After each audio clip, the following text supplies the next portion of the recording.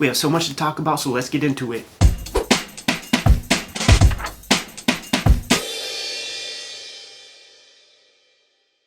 Ed Piscor here, coming to you from Tokyo, Japan. I have no idea how many days I've been here, maybe 3 weeks, 2.5 weeks, something like that. We've changed hotel locations, man. I'm now in my Hotel Mets pajamas, man, cold chilling. It's a Saturday here while I record this, and I've been going hard since the typhoon. Every single day. Sometimes I have plans in effect and places I need to go that I know about the day before, but then there are other days where I wake up and it's that crapshoot where I just hop online, type something in. Oh, I'll go to the sumo museum, sure, why not? Oh, and the sumo practice there, and they eat this meal called chonko nabe. Yeah, I'll fuck with that. I think I'll do that today. So it's been a mixture of spontaneity and very specific, goal-oriented adventures. All that said, I really could use the day to kind of just chill out, recharge those batteries, because I have been going so freaking hard. So I figured let me make the next Kayfabe weekly. First order of business, man, is that it's a Kayfabe week in the comic book stores, man. Shouts to my brothers from Other Mothers, Tom Scioli, and my Kayfabe partner in crime, Jimmy Rugg. They both have new books out in comic shops this week. Tom is working on Fantastic Four Grand Design. He actually finished that, I should say. Issue 1 comes out this week. I did a variant cover for that. It's fly, get both flavors. Jim Rugg, man, he's been putting together these Street Angel comics for quite a while. And all of his Image comics and some other stuff are being compiled in Street Angel Deadliest Girl Alive. And you're going to want to get your hands on these things, man. Good comics, man. Shouts to my brothers. I believe, see, time is weird out here, man. I'm in the future. So they either are doing or have done a signing at Phantom of the Attic Comics. One of my major hosts out here is a Japanese rapper named Pun P. And after the typhoon, that following Monday, he was on NHK doing a kind of guest spot, rapping on this very popular TV show out here. So afterward, when we would be traveling, moving and shaking throughout the town, people would be seeing him at in the train stations and on the streets, and it was real fun, man. He'd have to like sign autographs and do all that sort of stuff. But your homeboy Eddie P is no slouch, man. There's a new version of the Kayfabe effect, and it's very specific to just me and Jimmy, because 2 times Kayfabers frickin' recognized me while I was out here. One time I was with my homegirl Mariko in Harajuku. We had to go get one of those giant cotton candies. We were eating this cotton candy. A dude came up to me from Texas and was just like, "Are you Ed Piscor?" For a second I thought I learned Japanese, man, and then I'm like, oh no, that's just a gaijin too. Dude just came from a Japanese pro wrestling match. Got to see the retirement match of Jushin Thunder Liger, something that I missed out on. The problem is, your boy Eddie P, no matter where he is on the globe, he's not an early riser. So these freaking wrestling matches, man, happen at 11:30 in the morning sometimes. Fuck that. I'm barely just getting up then. One other time, man, when I was on my way to Kodansha, which is a story I'll bring up in a little bit, I was just waiting in the train station for my translator, homeboy Aki Yanagi, to get to my location. A dude from frickin' New Zealand came up to me, man, and was, once again, "Are you Ed Piscor?" Had a guitar in hand. That's the Eddie P. Jim Rugg version of the Kayfabe effect, man, where we go anywhere on God's green earth and frickin' get recognized. That's pretty gnarly shit, man. One other fun kind of piece of recognition came whenever I popped my head into this place called JB's Bar, or I believe it's really called JBS. My friends from the States, DJ Scheme Richards, part of the Rocksteady crew, he was hip to that place by guys like Crazy Legs in New York City to attend that spot, man, because it's this like little old man and everything's little here. Like the bars can fit 10 people. So you go into this little bar, records everywhere, and it is Mr. Kobayashi is the bartender. Little old man, grizzled face, like a old man in a Studio Ghibli movie, you know, like just like a stern, grizzled face, and he will make you your drink, and then just like go on the other side of the bar, look through his records, pull a record off, pop it on. It's some fly like techno boogie West Coast shit from the 70s, or it's some fly old school hip hop or whatever. So that was a place that I just felt like I could be at peace after a day's running around. So me and a couple friends, we went there, and I was the first one to pop my head in, ask for just like a Coke or whatever, because your boy don't drink. And he was staring me down, and I got a little nervous, like, man, maybe there's a lot of places here, man, that they don't really want foreigners. And I started to get scared, like, oh man, maybe this is one of those joints.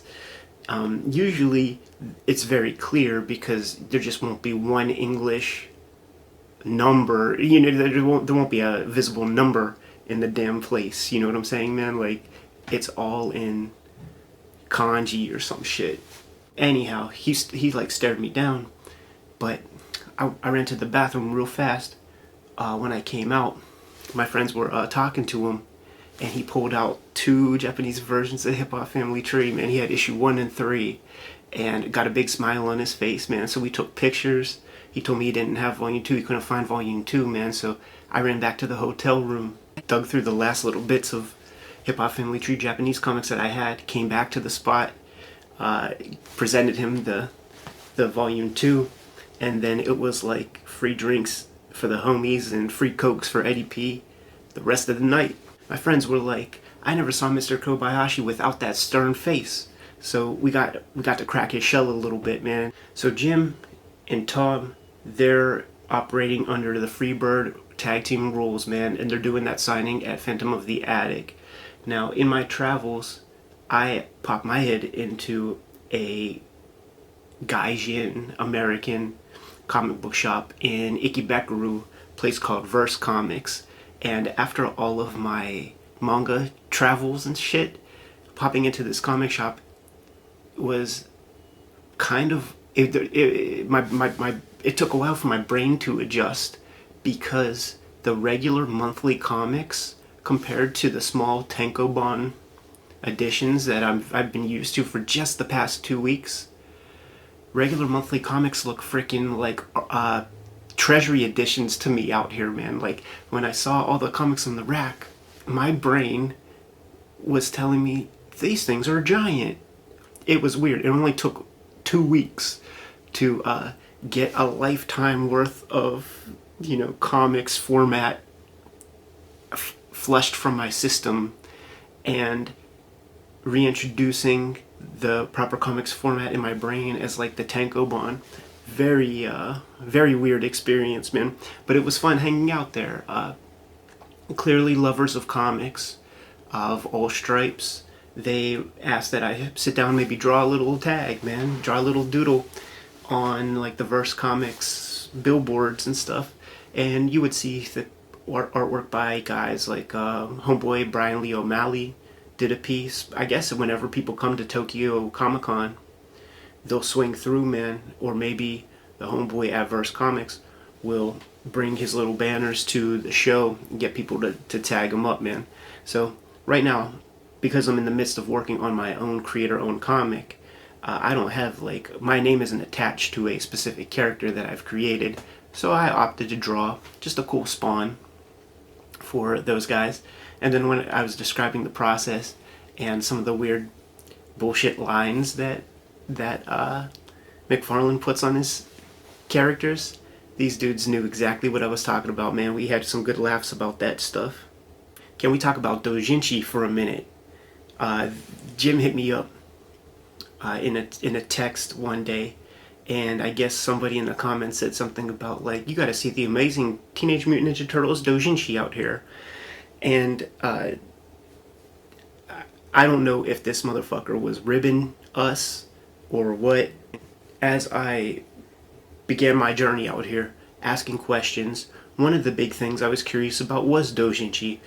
The way that it's been explained to us is that Dojinshi operate in like this gray area where fans just make their versions of existing properties. That was this kind of like operating idea we had in mind when we hear that term or see that term. But out here, it is far different.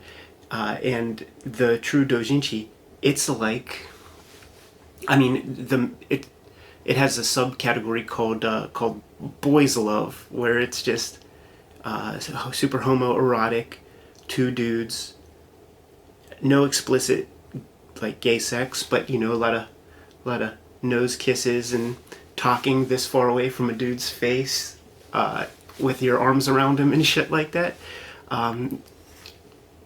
Not exactly what we were expecting when some dude told us, go look for some Teenage Mutant Ninja Turtles Dojinshi. So in Akihabara, the same place where I made that Super Potato video, there's a giant Mandarake store out there that's 5-6 floors, and floor number 5 is the Doujinshi Floor. The readers of Dojinshi, as far as I can tell, by and large, really are women, and middle-aged women at that.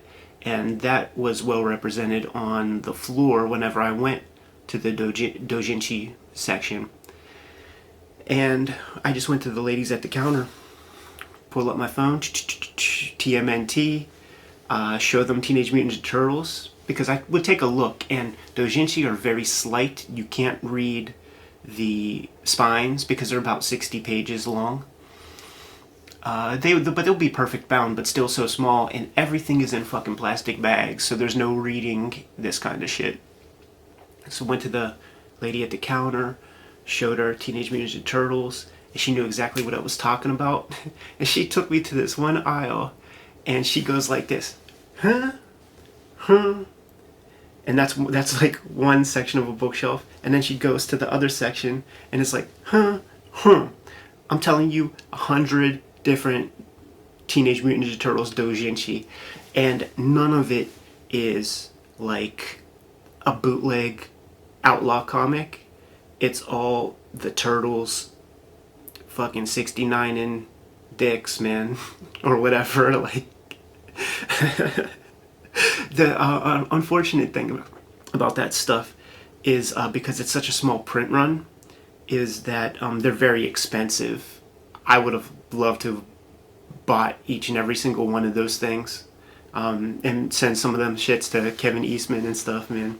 I learned about Comiket, which is a twice-a-year Dojinshi event that takes place here in Tokyo that might be the biggest comic book convention in the world. It beats San Diego if they're being accurate with their numbers out here. We're talking 750,000 people come to these Comiket events, and it's solely Dojinshi. The way that they skirt the copyright issues that come up with, you know, drawing Dragon Ball comics with Super Saiyans with yellow pubic hairs and all that, is that, how was it put to me? Well, the easy one that I remember is that if you have a table at Comiket, you are paying an exhibitor fee for the table space. It's not a commercial, it's not a store pop-up or something. You're paying an exhibition fee, and the sales work, it's all this like language that skirts the issue of copyright and everything. So like the people who are exhibiting these Dojinshi, they don't use commerce to put the book in the hand of the reader. They call it trading, and they're trading a yen, you know, they're trading 1,000 yen for a Dojinshi, and that somehow makes it all okay do. Now, like I'm not a narc. I think it's fucking cool, but just like the fun ways that they skate the law out here, it's so fun. I love it. I wish that America was like that, because it's far more loosey goosey than we are with certain things.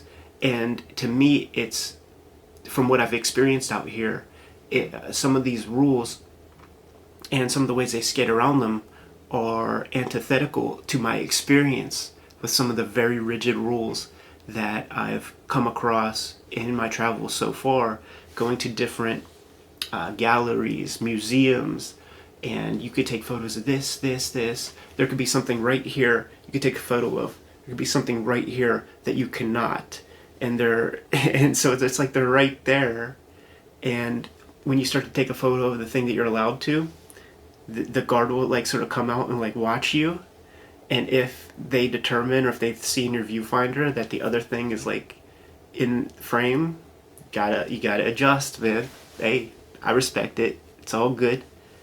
But it is funny.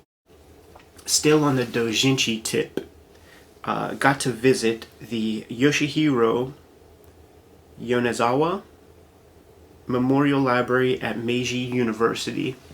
And Yoshihiro is the guy who was in charge of Comiket and helped build and grow this festival into the massive event that it is. And he was a manga critic. He had 3 homes where he kept his collections of manga, doujinshi, porn magazines, American ephemera. And he passed away in 2006, left all of his archives to Meiji University, place that he went to school when he was a student. We visited the library yesterday, actually, and the librarian, Ms. Emi Takahashi, got a bunch of name cards here. Miss Emi Takahashi was the librarian on staff, so as soon as you walk in to that library, there are 2 floors that are accessible to you if you're, coming in cold. And you have the initial floor. She does not speak English, so I had my homeboy Aki there that translate for me as she was explaining everything we were looking at. And first floor, you get like a very nice sample of the entire breadth of Mr. Yonezawa's collection. Comics from the 50s. The thing I like most about him, and the thing that gives me the utmost respect for the man, is that he did not discriminate his comic book tastes when it comes to Japanese comics. So he had an amazing collection. Shonen comics, Gekiga, Josei comics, Shoujo comics, what's that other term, seinen comics, for like the adolescent boys. He had comics for married housewives. So it's like every stage of one's life and development, there is a manga that is suited to you. And he had major collections of all of that stuff. That's just filibustering. Let's go to the second floor of the Memorial Library at Meiji University. It's a reading library. You got to pay a couple hundred yen, 200-300 yen to get your ass in there. It's fairly small, but really good sample of lots of weekly manga from a good span of time as well. They keep that library. It changes, and they keep it populated with like second, third copies of works that they already have in the archives. So these things are allowed to be banged up. Like, obviously you treat it with respect, but you could read these works. You can, I believe, take them out, and they're pretty beat up. But as Emmy is telling us about the various works there, my eye immediately goes to frickin' Young Magazine, the very first episode, the one with the pixelated Akira on the cover, or I guess it's like Kaneda, but I think it's dicey who that is on the cover there. But it's the very first episode of frickin' Akira is right in front of my face. and she's talking, and my peoples are talking with her, and I'm just staring at that, and I'm like, are we allowed to pick these things up and look at them? Because that's the first appearance of Akira, and I always wanted to see that thing, man. And they were like, yeah, no, it's totally cool. So we busted out that issue of Young Magazine, and I had my mind blown because we know and recognize that Katsuhiro Otomo, we are on record with 4 or 5 hours of video on this very channel talking about the rigor and the amount of obsession and detail that went into the masterpiece, Akira. But Otomo did far more work on that manga than we even know and respect. And it just fucking blows my mind. Looking through that initial piece of Akira, I got to check out like the opening sequence, and at the library you pay a fee and you could get Xeroxes made of the whatever you want. So this is the opening sequence to the original Akira. And notice how different it is from the version that we have. Just that piece alone, like the black ball explosion is iconic. But he did not figure that out at the very, very beginning. Fucking fascinating. But this is still beautiful. These are the very next pages, and this is very different from what we got in America. Though I believe this is cropped and put here. This panel is pushed up, and this is not in like the latest Kodansha release. And this is kind of the coolest thing. In the version that we have, this image is pushed back way further. We see much more landmass, but take a look really close at this, and you will notice that he paints the fucking pixels. You know, there's no Photoshop filter for this. Like, he painted every square. How many squares are there? There must be 10,000. How do you do that? And how do you do that with like a weekly schedule? One more time. Unfucking believable, man. Then Emmy took us to the archives, the top 3 floors that are not available to the public, and we got to see the true measure of this guy's freaking collection, and it is massive, and it is thorough, and he has so goddamn much. That visit was really just a preamble, something that we were doing just before we went to the Kodansha offices, and I'll get into that a little bit later. Visited the art store in Shinjuku called Sakaido. This is the place where the mangaka go to get their art supplies. Huge, huge, huge art store. At least 5 floors. But everything we want is on floor 2 or 3.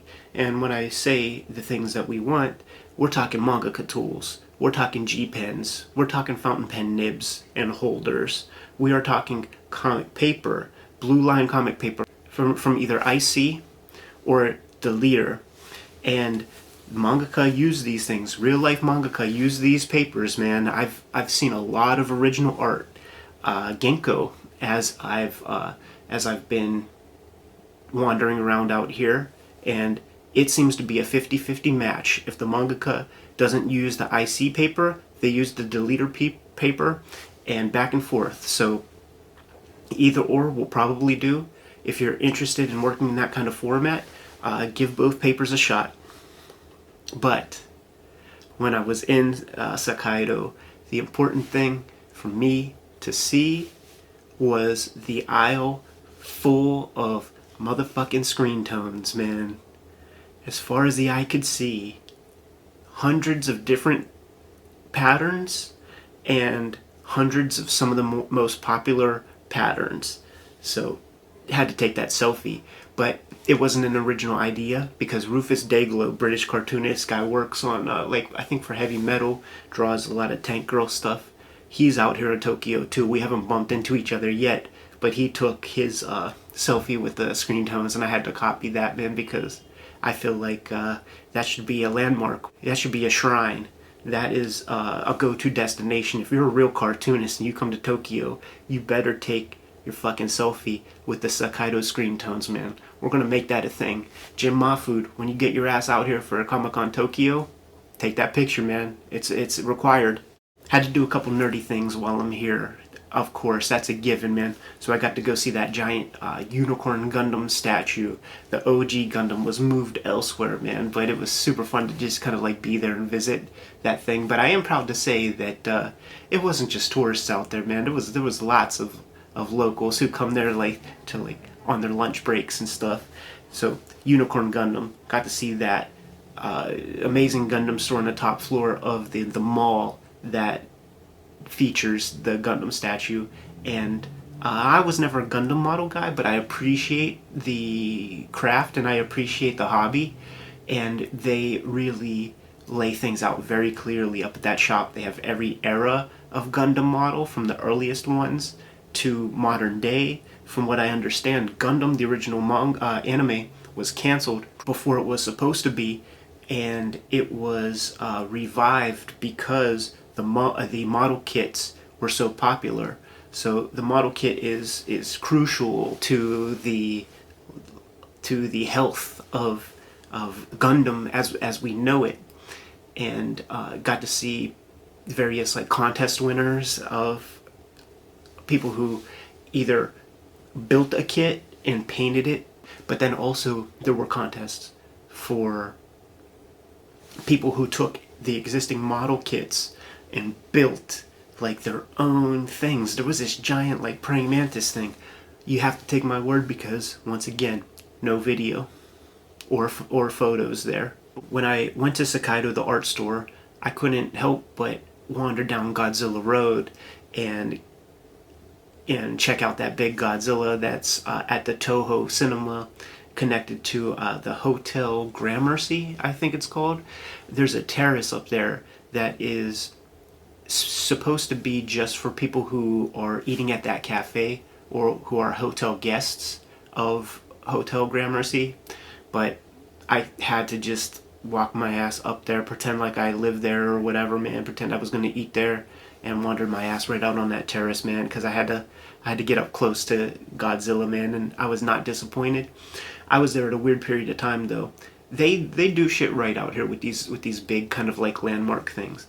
Every hour on the hour, the Gundam will change and morph, and we were there for that. But I was in Shinjuku at a weird period of time, so I didn't get to see the Godzilla do anything. And I wasn't going to stick around for that, because that was just a stop on my way to something much cooler. Got to visit a few mangaka since my last video. The woman who does Witch Hat Eitler, Kamomi Shirahama, invited me into her studio space to hang out, have some tea, have some red bean desserts, and allowed me to ask her a million fucking questions about her process in her studio. And man, was I humbled. We have her work in America in English. Kodansha USA publishes her stuff in the States. Haven't really read too much of it, to be honest, but the first thing I get at the comic store when I go home are these manga. I am so humbled by her process. I learned so much in the short amount of time, 2-3 hours that we got to hang out. But it was like my own episode of Man Ben or something. She showed me some works that are in progress. The mangaka will serialize her stuff in the weekly magazines, but when it comes to tankobon time to collect those works in trade paperbacks, they have time to adjust artwork to make the thing more permanent and turn it into something that they can live with. Like even with the Otomo stuff, I shouldn't mention that This is the original. I got to check out the first printing of the first trade paperback of the first Akira volume, and the explosion is even different than the one that we have in our trade paperback. So he did this spread at least 3 different times. Fucking amazing. So that is what Komomi is busy doing right now. She's readjusting the artwork, drawing new pages, and I got to see this stuff in progress. Her pencils are the loosest things you can imagine. She does 18 pages every week, and we'll get more into the schedule of these kinds of things when I talk about Shueisha and Kodansha, but she does 18 pages a week. She has 3 assistants. She still draws on paper, and she still uses screen tone. So I got to kick it and see, she showed me some full episodes, like the last full episode that went to press, 17 or 18 page piece with just the most sublime inking and brilliant artwork. Lots of amazing things that she and her assistants did to accentuate the screen tone. She showed me some pens that she recommends that I give a try when I go to Sakaido. Took some snaps of those. It's hard to figure out which nib because she was showing me because she didn't even know the name, but it's smaller than a G pen nib, and she actually pushed me away from using G pen, which is like the standard tool of most mangaka. I got to take a look in her screen tone bin and see the exact tones that she uses on the more regular basis, and then she opened up like these flat files that have the weirder patterns of screen tones in voluminous amounts of those things. Water textures, many different kinds of sky textures, many kinds of different flashes, animal patterns, cheetahs, zebra, all of that. There are screen tones for all of this stuff, and she oscillates between icy tones and deleter tones. But the paper that she uses is the B4 deleter paper for her finished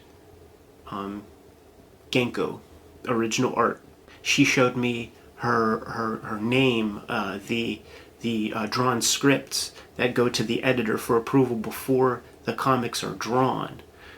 She has maybe the very first Japanese artist edition put out by Kodansha. I'm not sure if it's available in the States, but you could probably go on Amazon co.jp to buy the Witch Hat $8 artist edition that she kind of convinced them to release, and it's a beautiful showcase of her artwork printed in artist edition fashion, same size, maybe the best, most well designed artist edition I've ever seen, and I have one coming out, man. So she put together a really fucking great book.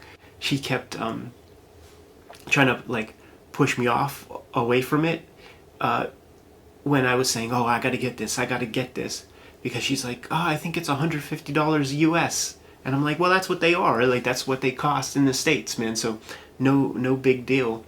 But if you're not familiar with her Witch Hat 8-lure comic, she's a cartoonist who can do both, and she does a lot of variant covers and cover work for DC and Marvel Comics. She does a lot of Star Wars covers, and she does a lot of covers for DC, Birds of Prey and Batgirl and some things like that, and the style changes. So she's one of those fortunate cartoonists who can do it all, man, and I was freaking humbled in her presence. I thank her so much for inviting me into her space and allowing me to just like throw a million exhaustive questions her way. She answered everything, and as I digest that information, I think it's going to improve my own work. I think everything that I've experienced out here is going to affect my comics making process and the way I see comics and the way comics affect me going forward. It's going to be fun to see how it works when I get back home and really start to get busy. I said on a previous Kayfabe Weekly that I was going to treat this trip as kind of a writer's retreat, but frankly, it's just kind of impossible to do that because there are no like cafes. If I was going to do that, I would be relegated to hanging out in the hotel room, and who wants to do that shit? Like, so every day's just an adventure. I'm just gonna have to work on my comics when I get back home. Maybe I'll even start working on them shits on the airplane on the way back to the States. I don't know. You know, having my phone turned off and limited access to things. When I go to these shops, when I go to Akihabara, when I go to Nakano Broadway Mall and look at these shops, when I go to just the museums in town, I'm taking in all of this information. I'm seeing so much stuff I've never seen before. I'm seeing so many things that I've only seen in books and magazines. And then I have to leave, so I'm walking miles and miles every day. At least between like 7 to 10 miles every freaking day as I wander around Tokyo, and I'm just allowing everything I just saw during those walks to just kind of like swirl around in my head and let my brain kind of like solve some problems and make sense of everything I've just absorbed. And then I go into another place and the same process happens over and over again. And this is happening every single day. It cannot be hurting the work that I do in the future. It just cannot. And it's going to be real fun to see how some of this stuff I've been experiencing gets internalized and output into future works. One more mangaka got to kick it with, man, and shouts to Nathan Cabrera from California, homeboy who worked at who worked at Top Cow Studios under the tutelage of Mark Silvestri, hooked me up with Takashi Okazaki, man, the creator of Afro Samurai and Batman Ninja, and we finally connected. Got to hang out at his studio and had a fucking ball. First off, we went to a couple shops like on the way to his house, and we were looking through manga and things, and he was kind of like astonished at the stuff I was able to like point out, because he just didn't know like what's been translated to English or not. And apparently a couple of the things that we have, like even like Matsumoto's work, Taiyo Matsumoto's work, he considers to be a deep cut. So I saw the new Matsumoto that's been coming out is almost day and date with the Japanese. I think they were just one volume ahead, that one with the cats. We make it back to Takashi's place, and he's another dude who's like, yeah, I don't really like fuck with manga that much. And then we go to his studio, and the manga that's there is so great, dude. There is Goseki Kojima books and Kazuo Koike books that we don't even know about, you know? And it's not Samurai Executioner, and it's not some of that other shit that Dark Horse has released to us. It's like a story about the Monkey King, the Chinese Monkey King that both of those guys did.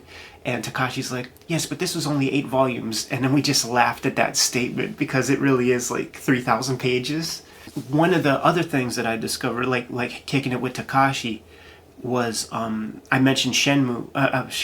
I mentioned Kamui, and how we got like, 400 pages of Kamui comics ever. And when you're out here, you can find giant bookshelves full of Kamui. Like there are maybe 30 or 40 volumes of Kamui comics. And I can't even figure out where the comics that we have from the 80s, I don't even know where they fit into the pantheon of these Kamui books. Maybe a Kayfaber can leave something in the comments, because I really would like to get a little bit of Kamui before I get out of here. You look in these old Kamuis, and they look nothing like the Kamui comics that we have from Viz. And it was confusing. Like, obviously this stuff, it's from Garo, and it's from Gekiga from the 60s or whatever, so his style isn't matured or whatever, but it is like so far different from the Kamui as we know it, And then Takashi dropped the bomb on me that as soon as I say it, makes fucking sense. But he said that Goseki Kojima, the Lone Wolf and Cub artist, was an assistant to Senpei Shiredo, or however you say his name. And those are the comics that we have. I don't know if Kojima's name is attached. I believe sometimes I would see another name on those Viz manga floppies, the bi-weekly joints. But I could be wrong. But you look at the line, and it's a Goseki Kojima line. Like the reason we got that was because of like the Lone Wolf and Cub or something. Like you know, the Frank Miller connection. The Viz, you know, First Comics had Lone Wolf and Cub, so like what's the next best thing that we could get? And like why wouldn't it be Kamui or however that played out? But it's clear that that's a Goseki Kojima line when you take a look at the Kamui comics that are just done by Senpei Shiredo. I don't think I'm saying his name right. I apologize. That was a mind blower. Takashi, man, he's a hip hopper. So we had those connections and we had those conversations. But you know, he's a geek of like the highest order. Like you know, he's got 12 years on me. Homeboy was born in 1974. So I asked him, man, what was it like, dude, when Young Magazine came out and Akira hit the stands? Because when I was taking a look at that issue of Young Magazine with the very first episode of Akira, what I was making note of was all of the other manga that was serialized in that magazine, and none of it comes close to what Otomo was doing. None of it. When you see that manga compared to everything else in that magazine, it is clear that it is something special. And what Otomo figured out was some kind of system to make very rigorous, beautiful comics on a weekly basis. And it is a trade secret. Like, he is not relinquishing that information. Probably a big part of it simply has to do with being a virtuoso. So at Takashi's place, we were going through some stuff. We'll get back on that Dojinshi tip real quick, because the way Afro Samurai began was as Dojinshi, but it wasn't the kind of Dojinshi that I was mentioning before. And I asked him, dude, is there a different name? Like if the broad spectrum of Dojinshi are called boys love, but your thing is not boys love, it's just a self-published action-packed comic, a comic that you could find, like that Image would put out or something. Is there like a name for this kind of Dojinshi, something that I could go to the Doujinshi Floor at Mandarake Akihabara and ask for this, so that I could see like all of that kind of Dojinshi that they have? And he's like, no, like my comic is weird compared, like in the Dojinshi space, this is a very weird thing for people who read Dojinshi. But it seemed to work out well for him, so he did maybe 4 or 5 Afro Samurai Dojinshi. Then they made a little vinyl toy of Afro Samurai. They made 1,000 of these fucking things. Distributed them however they distributed them. And it was like a Adult Swim, Cartoon Network, Ted Turner motherfucker who randomly happened upon the Afro Samurai figure in New York City, I believe, and said, this needs to be on TV. We're in a space where the Wu-Tang Clan has existed for 10 years. The mixture of anime and hip-hop has been thorough for years and years and years. Like, this thing can hit. And then it became a fucking anime, you know, like, and put together by the Madhouse people, I believe. And that's the Ninja Scroll folks, you know? So it's like upper echelon, high level motherfuckers, man, making this thing that this dude was doing on an amateur basis. Wasn't making any real loot on, but clearly it was sexy and attractive and became a hit. Then he did the Batman Ninja stuff, and that's super fruitful. So he showed me some of the things that he was working on lately, man. Dude is a hell of a cartoonist, and we're actually supposed to kick it tomorrow. The Kinnikuman Muscle Man exhibition is still going on at the top floor of that department store, and we're all going to go there. It's going to be Takashi, me, Rufus Dayglow, we're talking into coming out there as well. So it's going to be 3 continents worth of mangaka, cold chillin', man, forming like Voltron, because there's like 75, maybe 100 pieces of original art, and I just have to take a look at those things again.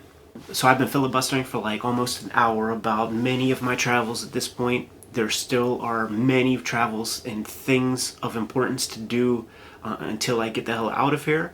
But I would be remiss if I didn't spend a good amount of time talking about my 2 goals that were accomplished in the past 2 days, actually.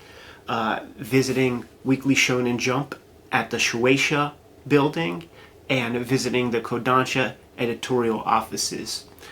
Number 1 was the first thing that happened was Shueisha, publishers of Weekly Shonen Jump, the publishers who brought you Dragon Ball, Naruto, One Piece, Slam Dunk, JoJo's Bizarre Adventure. I mean, we could go down the list off Fist of the North Star. We could Dr. Slump. The publisher who still on a weekly basis is the one publisher who sells 2.2 million copies of Weekly Shonen Jump every week. This meeting could not have happened, and whenever I did my first video, my Typhoon video, and I put the call out, is there anybody could get me entry into these places, Shueisha, Kodansha? Gotta give big shouts to my man Mark Gabriel de Vera over at Viz Communications, or I guess it's called Viz Media now, out there in sunny San Francisco, who made the hookup. The former editor-in-chief of Viz is... No. Let me start that over again. I'm very excited, as you could tell. The former editor-in-chief of Weekly Shonen Jump is now working at Viz. So Mark was able to talk to the former editor-in-chief of Weekly Shonen Jump, who then got in touch with Mr. Hiroyuki Nakano, who is the current editor-in-chief of Weekly Shonen Jump, to set up a meeting where we can gain access to that editorial room. He gave us the grand motherfucking tour, but once again, no cameras. It did not feel real. This is my father worked in Korea, in the Philippines, when I was a boy, and he would come home with these Weekly Shonen Jumps from the middle 90s, 1993 to 1996. He would just pick these things up and throw them my way. He knew I was down with comics. Like, how about some Japanese comics, son? I had some idea that weekly manga existed because of Scott McCloud's Understanding Comics. The Japanese comic book industry is almost 5 times bigger than the American comic book industry. And I want to see the most successful people in the game doing their thing, and I need to try to like pull those secrets. That's why I need to be out here to see what the heck they're doing so that I can apply it to my business. So my friend Tatsuya, he was the translator for me when we visited Shueisha. We connected early on, popped into the lobby, and he made all that stuff work out. And I was like, my heart was pounding because it still didn't feel real. And I asked him afterwards, like, dude, like, when you said, that we're supposed to have a meeting with Mr. Nakano, like, did the lady say, oh yes, like, it's scheduled, or like, just tell me everything that just happened with this conversation you had with the secretary, because I just want to know that it's for real gonna happen. And he's like, yeah, chill the fuck out, man. So you sit down in the main lobby. There's not too far away, so if you're sitting down and you're facing the secretaries, to the far right of you is the Shiraishi Gallery. Very small space. I'd say 20 feet by 10 feet maybe. And it changes every couple of weeks. Right now it's one of the Shueisha magazines called Margaret, which is like an adolescent female magazine. A lot of shoujo art, well, yeah, like a lot of shoujo type art was on display there. Just checking that out a little bit. And if you're sitting down facing the secretary to the left of you, there are these glass partitions and tables and chairs over there, and no photos, like, you know, signs there, and we weren't quite 100% sure what that was until we went upstairs and figured it all out. Mr. Nakano is there at the elevator to greet us, and you know, he's just very clear, like, take pictures of the lobby, take pictures of all this stuff, but no photos in the editorial offices. And of course, like, if you're at the top of the game selling 2.2 million a week, like, would you want to give any competitive edge, even the slightest one, by way of some photo that somebody could see something on a piece of paper in the photo and see how to shave a half hour out of the process or some crazy shit like that? Of course you don't want photos in that main editorial office, man. But the editor-in-chief, man, the J. Jonah Jameson of this shit, came out front and invited us in, and we were off and running. He showed us everything. So the entire floor is Weekly Shonen Jump. He showed us the archives. There are these massive bookshelves that move to the left or right to make room for more bookshelves behind them. And then these bookshelves are very, very deep. So each bookshelf has maybe 3 rows of tankobon. And these comics are just recent output of maybe the past 3 years, maybe. He told us that, you know, there are 3 Shueisha buildings, and like one building, he said, is devoted to just archives. You can imagine if they were putting out a weekly magazine that's this thick since like 1970. That's a lot of real estate, man. So went on to explain what each of the editors does. Each editor that we saw is responsible for 2 main features, 2 regular series, and an untold number of rookie cartoonists and people who make one-shots. If all goes well, then it will mostly be the series manga that show up in Weekly Shonen Jump. If a guy is missing some deadline, then it will be the chance for a one-shot to show up in the magazine. Weekly turn rate. So I asked him, what day of the week do you get to sleep? And he actually looked at me and like laughed and said, oh no, I get plenty of sleep. It's the mangaka who are going constantly. Of course, right? The mangaka are responsible for doing at least 18 pages a week, every 7 days. And in the same way that we may be mistaken as American comic fans, that, you know, when you grow up to become a penciler, you're going to get the whole 4 weeks of a month to draw the comic. Oh, no, no, no, no, no. You discover that that comic has to be written within that month too. So you'll be lucky if you get 3 weeks to draw a comic. And very often, a lot of the jobbers have to do that shit in like 2.5 weeks. Guess what the schedule is like for a fucking mangaka at Weekly Shonen Jump, the most successful weekly comic magazine on the face of the earth. 3 days are spent for the story. You write the initial plot idea, it goes to the editor. You create the name, which is the drawn script, so that the editor could check flow and give feedback on that. After that approval, then you get to draw your fucking comic. He says that on average, and more often than not, a mangaka has 3 days to produce 18 pages of comics when it comes to the drawing portion of the process. 3 days to draw 18 pages. It even sounded mind-boggling to him when he said those words. And he mentioned that most of the series mangaka, the serious series mangaka, have about 5 or 6 assistants. Of course, it's impossible to do it otherwise. And the assistants are responsible for anything from rolling out panel borders to erasing pencil lines to applying zipatone to drawing background materials, characters, backgrounds, etc.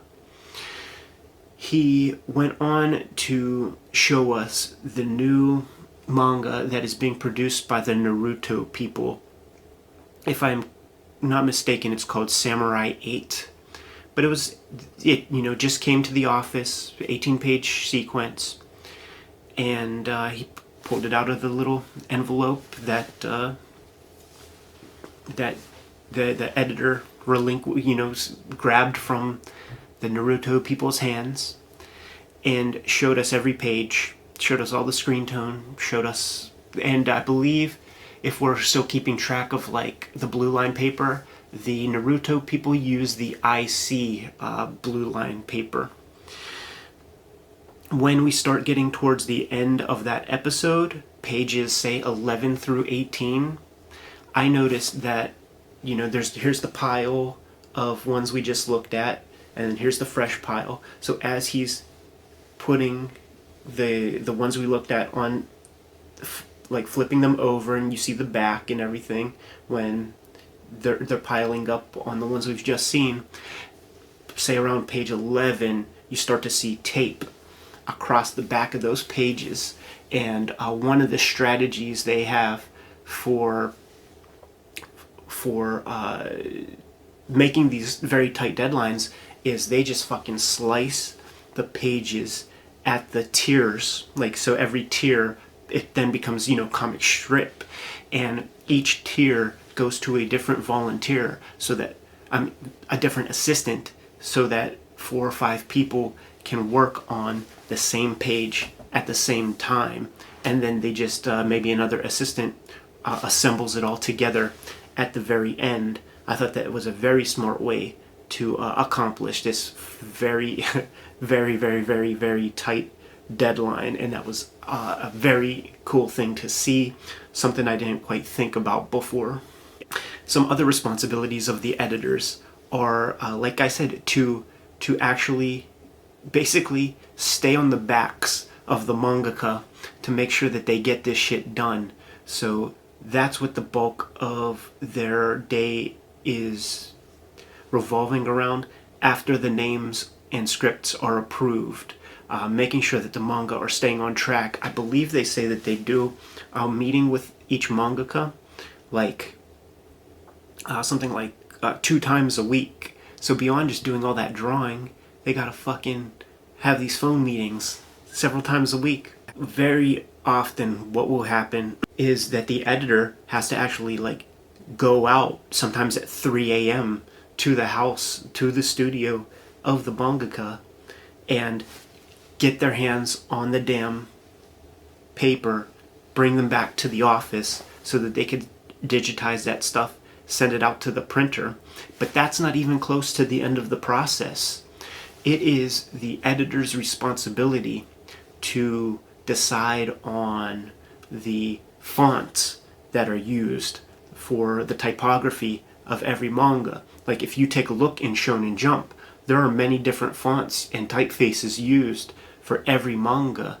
And Mr. Nakano showed us a hardcover book of thousands of fonts, 500 fonts, so many that they have to choose from. And believe it or not, the lettering process is very involved. Beyond just the editor choosing the font, there is also this transparent acetate paper that we would call it a point size for fonts, 72 point, blah, blah, blah, 12 point.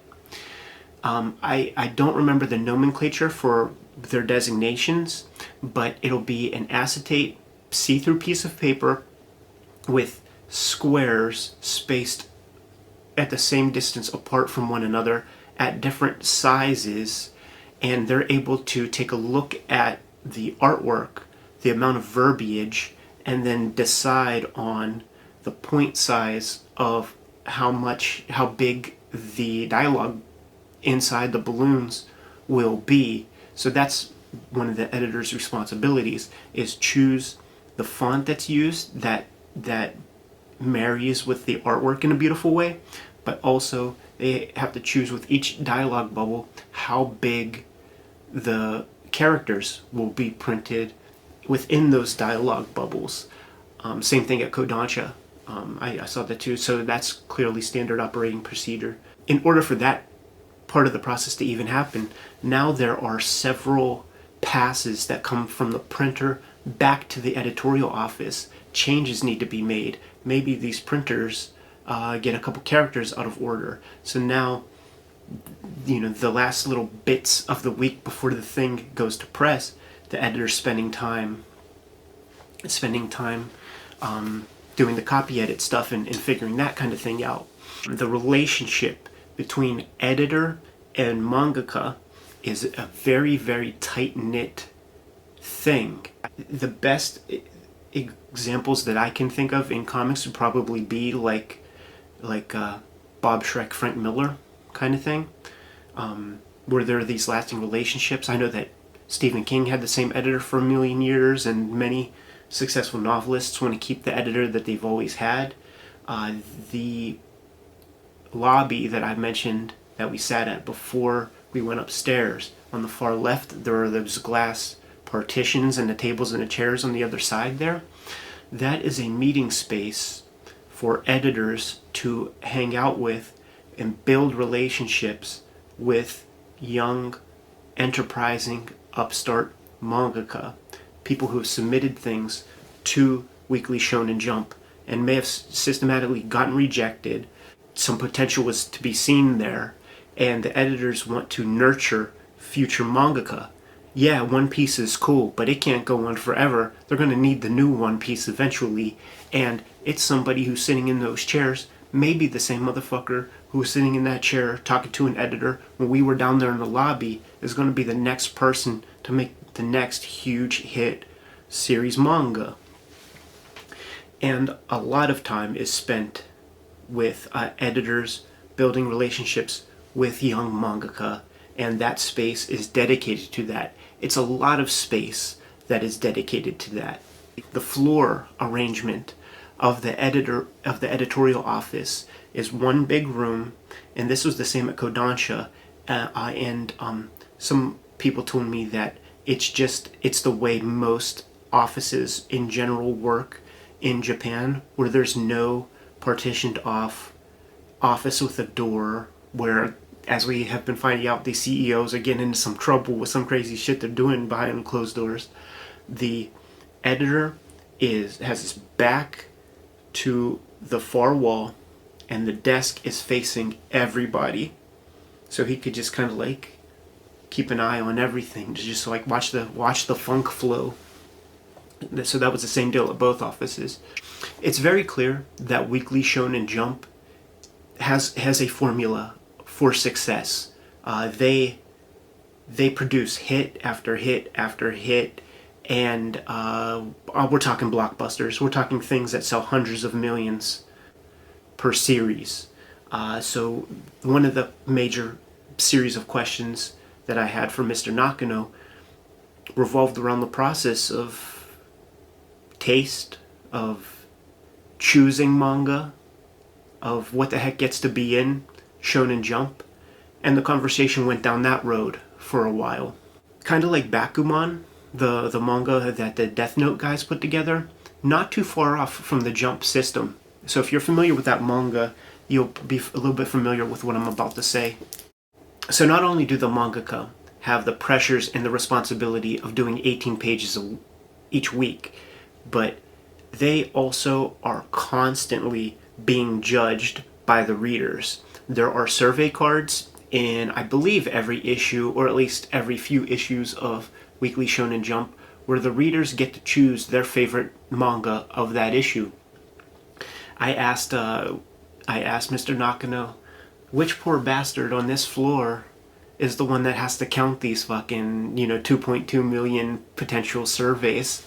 And he said that they outsource that. But they do receive some early stats. the people who read Shonen Jump the day it comes out will and fill out the form, they'll get those and be able to get like early results. So that's a constant thing that happens. The constant surveys to see where people rank in tier, and eventually, like if your shit is on the bottom rung, you're getting canceled. And very often, a mangaka can try for 10 years to get their weekly series, and you could be gone in an instant. You could be gone in a matter of weeks if you don't test well. So they're in a constant state of testing the market with their manga. So that's like one of the tools they use to keep strong. They hold many contests for new mangaka, people who are producing one-shots. They finally have opened up the business to foreign cartoonists for across the world to send in sample one-shots and names. Those people get their first chances through the digital platform that Shueisha finally put together, man, where we could read digital Shonen Jump kind of day and date as they put it out. I believe there's even going to be a Deadpool that's going to be in that monthly in that digital Shonen Jump. The print place is the sexy place. That it's sort of, that's still the culture in the States too. Like the physical book feels more substantial than the digital thing. Like you can't really pay the bills with 1 million hearts on Instagram. You know what I'm saying? There may be some stuff that I'm leaving out of the Shueisha visit and conversation. I'll certainly have to edit this video and revisit everything I just said. So anything that I left out, I'll try to make note of and share in the future. But once again, I want to thank Mark Gabriel de Vera, my homeboy from Viz Media, San Francisco, who made the connection to get me into that editorial office at Weekly Shonen Jump. It was a dream come true. It was a dream come true for many years, and it came to fruition by Mark. Much appreciation, and thanks Tetsuya for hanging out that day and giving me the translation as we were moving and shaking throughout the offices of Weekly Shonen Jump. The cool thing about Tetsuya too, man, is because he is a journalist, he has curiosity too. So the questions that I didn't maybe necessarily think to ask, he had on the tip of his tongue and would share. Then the next day comes after a dinner of horse meat sashimi, which was really fucking good. I threatened to eat that stuff. I found a place just by accident, and I did. And it tastes like just really good tuna, actually. Kodansha comes next. Gotta thank Miss Shina Yukazi, who made the Kodansha visit possible. And we got to hang out at the offices of it was Morning and Young Magazine, the magazine that fucking published Akira. The editor over there, Mr. Ijiro Shimada, editor of Young Magazine, came to hang out with us, and 2 editors from Morning, Mr. Dai Kato and Miss Chika Ichimura, gave us their time. They gave us so much time too that I felt fucking guilty and nervous, and kept telling my people, let's not overstay our welcome. Let's not overstay our welcome. And they kept saying like, no, like they are stoked. Like they have experience working with foreign cartoonists. They, the editors of Morning, they both had copies of the hardcover for Volume 1 of Japanese Hip Hop Family Tree, which sold out really fast. And they kept making it a point to say that they didn't just buy it because I was coming. And just by the volumes that they had, it's like I knew that, because you can't find those books. Those things disappeared in an instant whenever they came out in Japan. So they had to work from early on. The Morning magazine is the magazine that published Billy Bat from Naoki Urasawa. I'm not sure if Monster. No, that was Shagakin. Maybe some other Urasawa works. Vagabond, the guy who did Slam Dunk, who did the Vagabond comic, that was serialized in Morning. And American artist, Chicago native Philippe Smith, when he made his trek over to Japan to work on Pikachu, it was at Kodansha's Morning magazine where that was serialized. It was an amazing exchange. It was a good conversation. I have interest in trying to break in to the Japanese scene. Why not be where there are the most people who read comics? So it was a part business meeting and part introduction and part just kind of like tour. So I'm going to leave out the business meeting part. I'm going to leave out the a couple other things, and I will just say that the Kodansha visit was all I dreamt of and more. The process for Morning magazine, not too different from Weekly Shonen Jump. I would say that Kodansha's office is much more free-spirited. We could say that Weekly Shonen Jump is like the DC rigidity that we've all heard about in the early days and probably still to this day. And then the Kodansha office is like Mary Marvel Marching Society, Marvel Bullpen, Hey True Believers type energy. Cool motherfuckers, you know? I'm not saying that Shonen Jump is uncool, but they're corporate, and Kodansha is more like cracking knuckles. And my editor had a shirt from Morning Magazine, had a shirt that had Giant Bubba the wrestler on it, so we were talking wrestling for a little bit.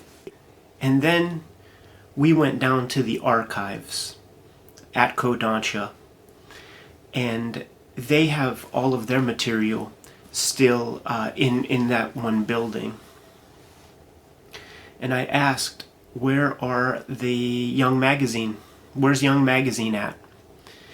What they also have done, it's an underground cellar where their library is, and they have giant bookshelves that are like double-ended, like at Weekly Shonen Jump. There's only one entry point into each bookshelf, but they move and they're very deep, 4 books deep. So you can't get to the stuff on the back that easy. You would have to move everything. At Kodansha, you could get to both sides of the bookshelves, but the end of the bookshelves are all on tracks. And at the end of each bookshelf, like at the end cap, is a giant like steering wheel with a handle that you just crank to move the bookshelves, so that there is always perpetually just like space to get into one, because they have them all packed so freaking tightly. Space to get into like one row of like a whole section of bookshelves. So I asked, can we go check out Young Magazine? When we were at the Yoshihiro Yonizawa Memorial Library at Meiji, and I saw that first issue of Akira's appearance, I wanted to see more. And I'm at freaking Kodansha, and they have copies of everything on their bookshelves. When we got to the Young Magazine section, they had every magazine they had was not kind of like loose in its original format. They were all hardbound into their own hardcover books. So when we got to the Young Magazine section, there were 4 issues of Young Magazine to each hardback book. And we're digging. Come on, 1982, 1983. Boom. We found the Akira Young Magazines. The way Young Magazine, the culture of Young Magazine, at the table of contents, when it would have, say, Akira, Otomo Katsuhira, every mangaka has a sentence that goes along, like a biographical sentence that goes along with kind of like what they're experiencing that week. So they were translating some of those for me, and like, episode 3 of Akira, Otomo's like, I have 2 cavities and I'm feeling a little melancholy. I'm getting new windows put into my home, like just like shit like that. But I took a look at 50 or 60 episodes of Young Magazine until I just felt so guilty and said, we should leave. We should leave. I will be here all fucking night. I do not want to waste everybody's time. We better go. Cold turkey. Jack out of the Matrix. Let's get the fuck out. But I am here to report that there must be hundreds of pages of Otomo artwork that we have never seen. And it's hard for me to leave that stuff. It was hard for me to leave the Kinnikuman exhibition without taking photos for my own needs, so that I could like study that and reverse engineer it and try to pull some tricks and tips. I all that I could do is stare and burn it into my mind. And looking at these pages of Akira that I've never seen before, keep in mind, we have versions of these pages, but there is so much more to these weekly pieces where Otomo's just figuring things out, that you need all of it. As a student of comics, you need all of that so that you can determine the decision-making process that Otomo went through to get to the final version that he is able to live with. Because I bet you if you asked, he ain't happy with any of it. Here's a sequence that I remember seeing.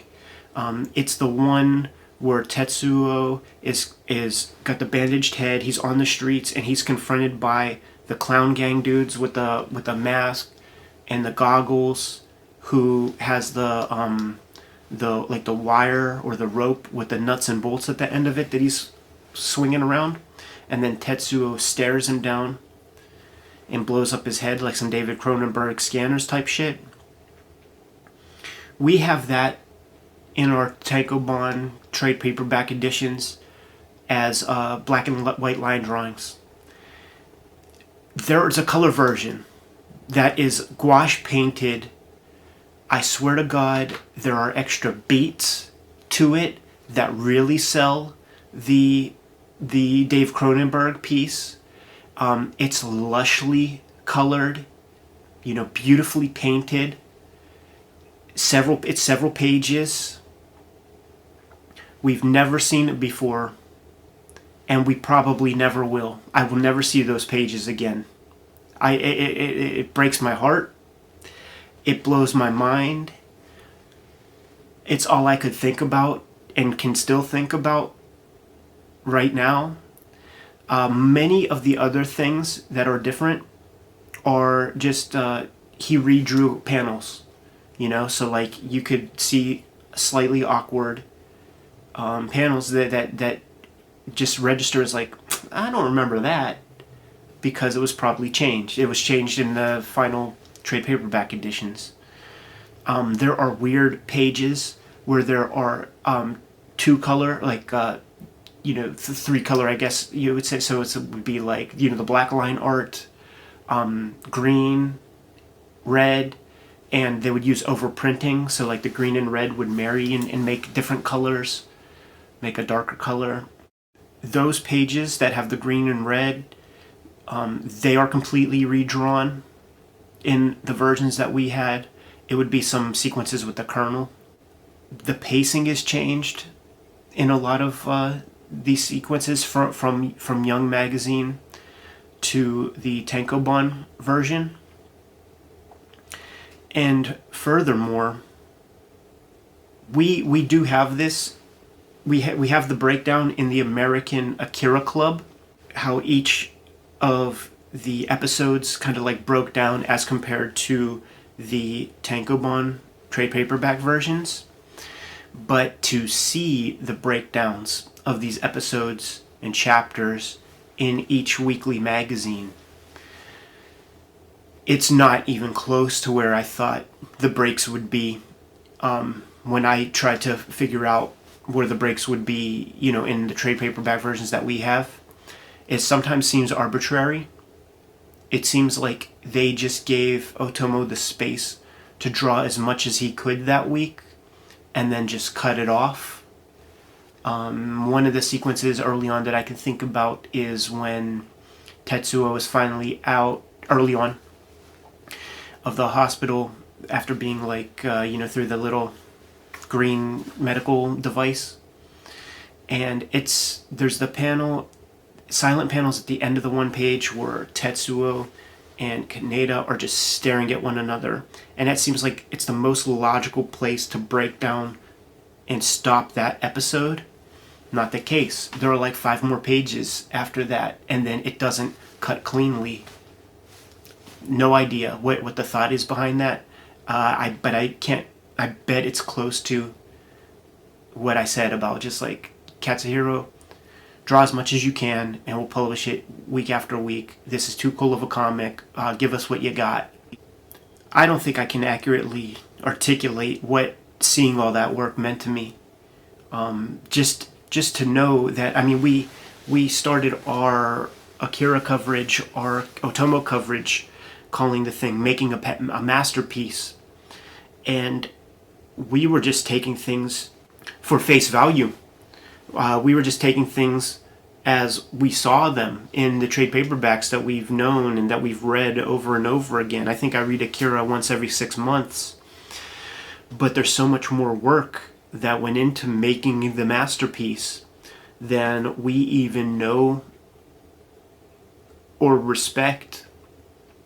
But I think we have a little bit more of a respect for it now. I certainly do, after seeing the things that I've seen this past 24 hours. Jeez.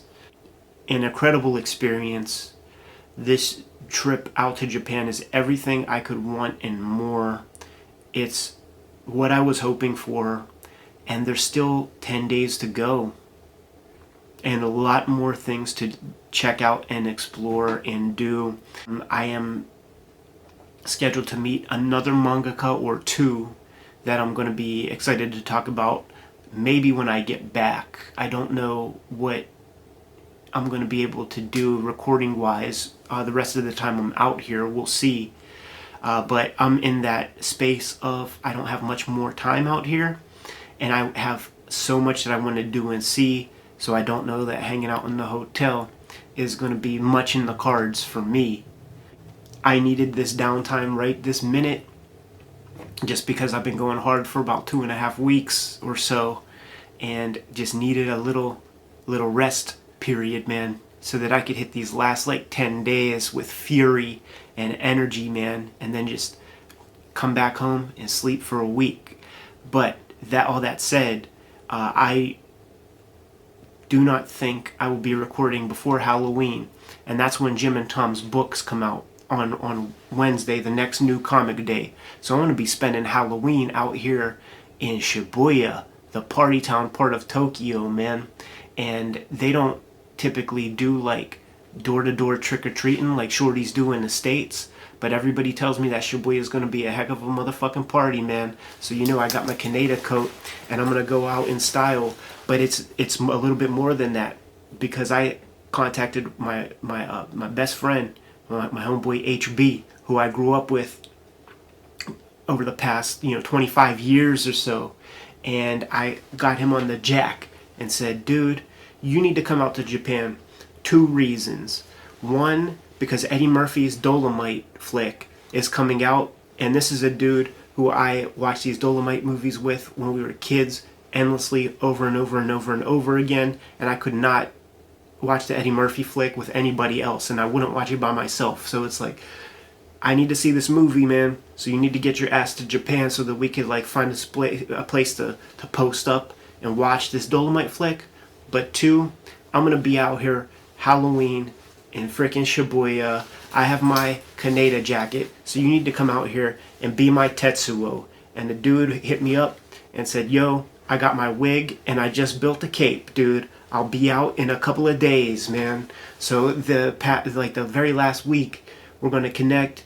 We're gonna hit the ground running. I'm gonna revisit Nakano Broadway. I'm gonna revisit Akihabara one last time. I think we're gonna go to the Kawasaki Museum, the Kawasaki Warehouse, which is like a Kowloon, fucking Chinese aesthetic, you know, old school warehouse. Like, it's made to look gritty and grimy and crazy. But once you go in, dude, you could go play Afterburner. You know, pop in a couple of yen and play Rad Racer. And they're closing this arcade, multi-floors. They're closing it on November 15th, so we have to make sure we get to it at least once. There's still more adventures to be had while I'm out here. I'm gonna get to it and get the fuck out of here, man. But you guys know what to do in the meantime. Like, subscribe, and follow the YouTube channel if you've not done so already. I saw you guys got us to 10K on Instagram. Much appreciated. If you're not subscribed on our Instagram, please do that too. I've been posting a lot of photos over there. We have merchandise, shirts and things at Spreadshop. Check those out. We got links below. I gotta get the hell out of here, man. I'm in frickin' Shibuya. I'm in Tokyo. 10 more days, man. You know the marching orders. Read more comics.